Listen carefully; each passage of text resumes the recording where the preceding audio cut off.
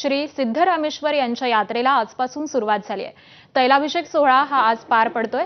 हा अभूतपूर्व सोहळा अनुभवण्यासाठी महाराष्ट्रासह कर्नाटकमधून लाखो भाविक हे सोलापुरात दाखल झालेत। त्यामुळे संपूर्ण सोलापूरचं वातावरण हे श्री सिद्धेश्वरमय झालेलं आहे।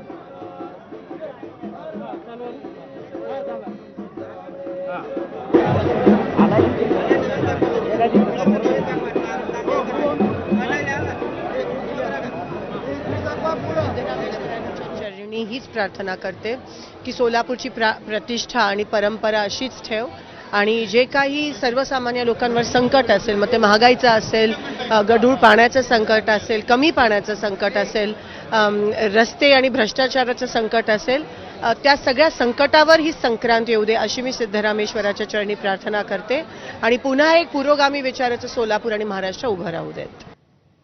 आणि या बातमीसह बुलेटिनमध्ये एक छोटासा